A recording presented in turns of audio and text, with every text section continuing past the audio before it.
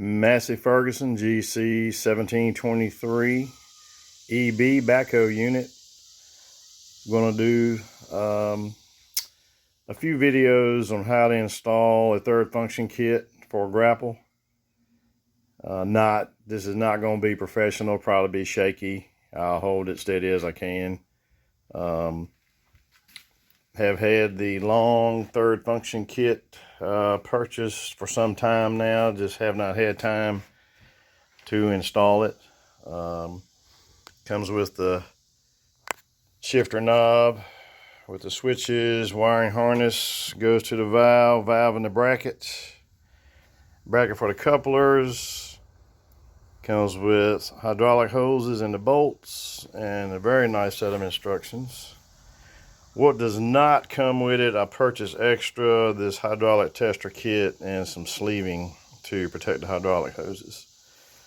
So their valve, like I say, I can't find a good tutorial for this tractor. I'm just going to try to record some of this as I go.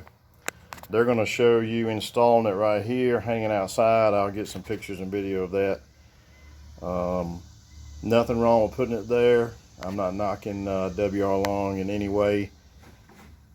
Where their installation says to put it, I'm just going to try to put it somewhere a little more protected. I'm going to go to the other side, and I'm going to stick it in this area right here in front of the brake pedal. I waited until I got took 2 months to get my mid-mower deck.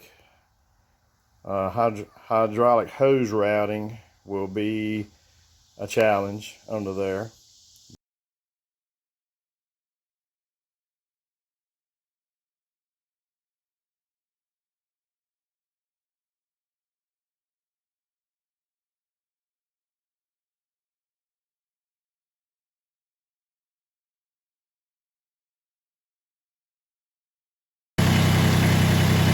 So I got the backhoe on, so just a quick snippet about third function. Sitting here at idle, I'm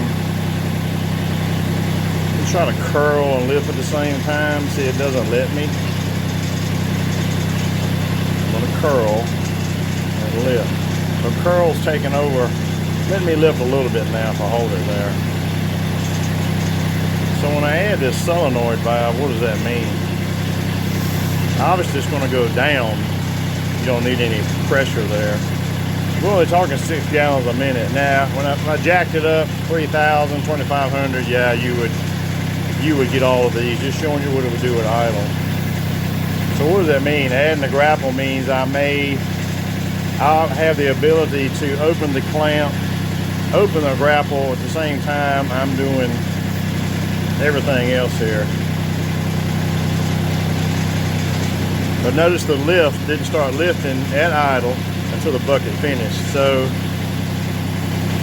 the difference in a diverter is it's going to take away your curl function while you open and close the clamp. Both of them work fine. It takes a few more hoses on a diverter than it does a third function. But my goal is when the third function is installed, I may be able to use it for other purposes besides the grapple.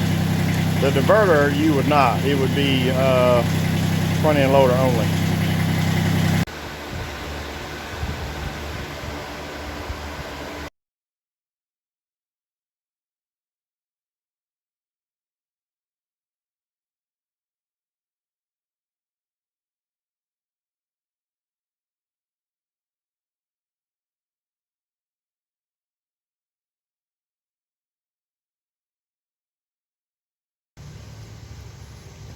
Okay, just to show you what a dry run would look like out of the box. This thing would go on pretty quick and easy if I was going to do it over here. I got the front end loader on now, obviously.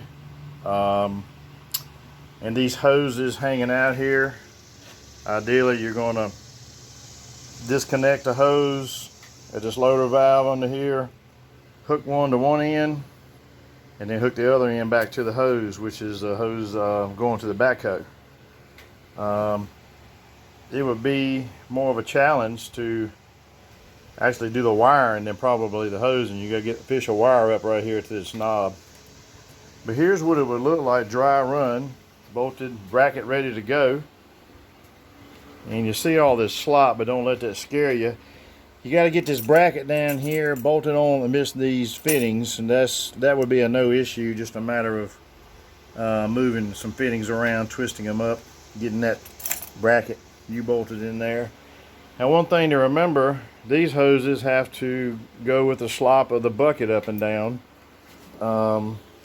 just like these do. So the ones that are routed to the front end loader already, they're routed under here, and they've got a couple of special brackets to mount these on the inside to where these would be able to fold up and down. So it's really a good kit. So that's the dry run, how it would look like out of the box.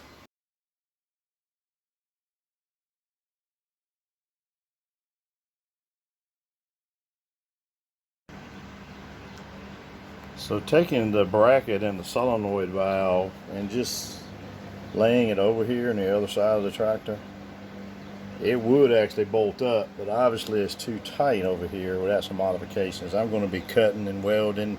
I'm hoping I can modify this bracket to work. Or not, I'll just make one from scratch.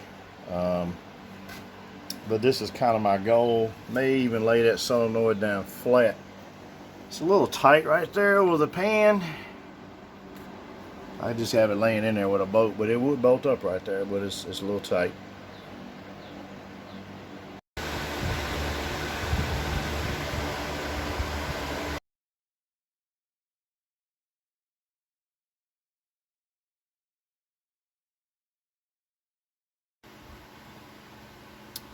Well, here's my first run, test run after a couple of bends. Don't ask how that went. The first thing I did was bend it the wrong way. Dumbass. But a little tight in a couple of directions and a little tight on the loader bracket. And I'm concerned, a little tight. I've got room to go down a decent amount of the brake pedal. But that's round one.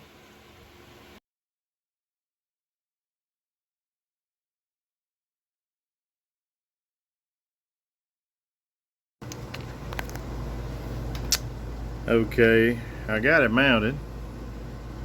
That's the round 3 bracket. Here's the round 2 bracket. This is WR lawn bracket. I was able to get it to work. I got to the point I said, well, this orientation is what I landed on, and if I'm going to go through that much work, I'm going to see if I got a scrap piece of steel without having to bend anything or weld anything, trying not to have to pull out the welder. So I got the measuring, and I did, and I'm just dry run right here. That's a 1/4 inch piece of plate. Plenty of room with the brake pedal, everything. The curling those hoses out of those quick connects up to the loader might be a little bit of a challenge, but that's what they make 90s and 45s for. So I'll get that bracket out of there. I'll show you later in the dimensions for it.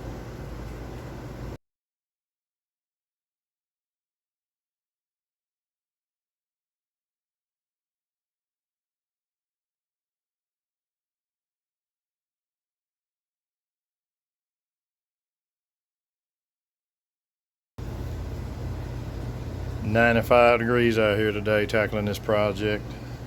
Let's talk about the hydraulic circuit. You got a P for pressure and a T for tank on this valve.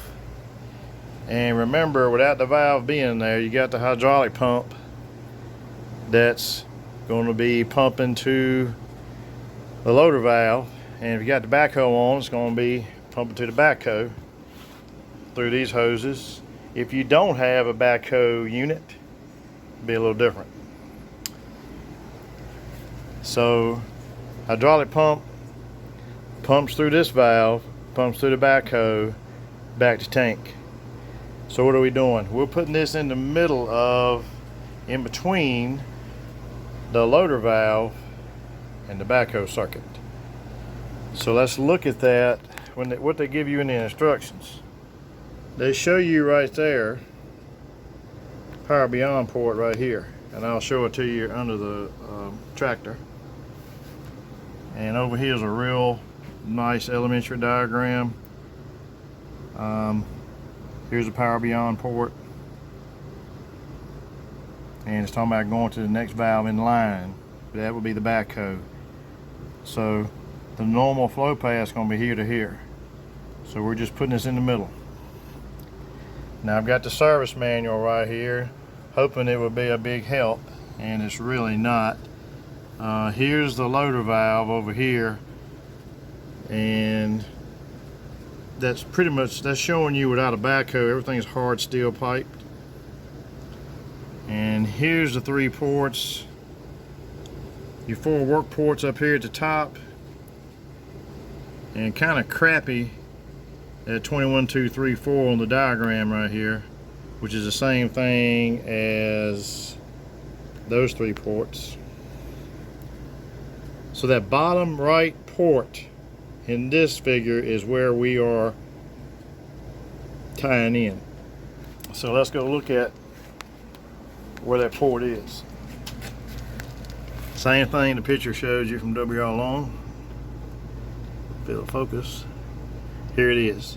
So here's the hose I've got hanging. So P from the solenoid valve is going to be connected to here. And here's the hose that is running to the back. Ain't nothing but the same hose going to the backhoe circuit. And then that hose will be coupled to another hose and run over to the T-port. It's that simple.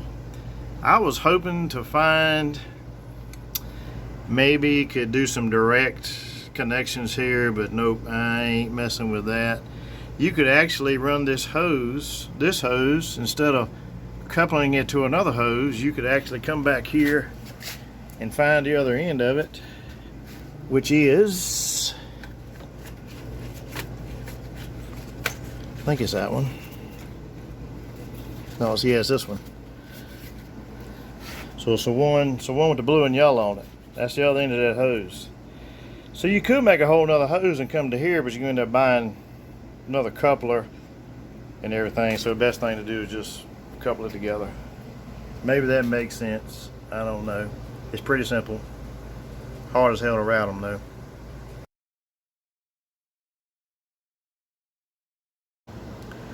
One thing to note about these hydraulic hoses in comparison to what the Massey has on it, you know what I showed you on the loader valve under the fender, pretty much a 1/4 inch hose with number 6 JIC fittings on the end. So if you look at the loader, everything on it's 1/4 inch. Look like with a number 6 fitting. Now this tube's pretty substantial size. That's 3/8. But you look at what's coming out the other side. These hoses are only 1/4 inch. Like I say, I knew I was going to make hoses to start with. Here's what I used to measure. So what they supplied was a 3/8 hose with 3/8 swivel fitting on the end, number 6.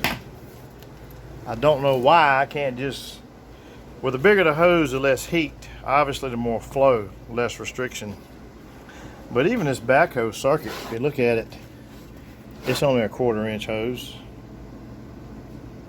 So this, you talk about the power beyond circuit and what's flowing through what, everything's a 1/4. So this hose right here that we've got a couple to is a 1/4 inch hose with a number 6 fitting on the end. So I'm not sure if I'm going to go with 3/8 hoses, 2 3/8 hoses here, or 1/4. I got 3 different options for hydraulic suppliers. I'll see what they have. As far as the hoses that go from here to the grapple, and what they supplied was 3/8 hoses. Got number 8 ends on them, 1/2 inch. One thing to remember, this is a 15 gallon per minute rated solenoid valve, so they're just supplying hoses big enough to help with that flow. This little tractor only got 6.2 gallons per minute. So you think about operating a grapple. Do I need 3/8 hoses with 1/2 inch fittings? Well, everything else is operating as 1/4 inch. I'll see if I can get these 3/8 to work, but I may drop them down to 1/4 inch to make them easier to route.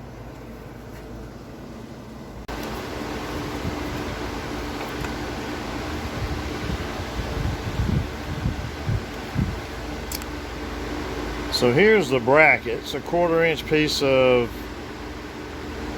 flat plate.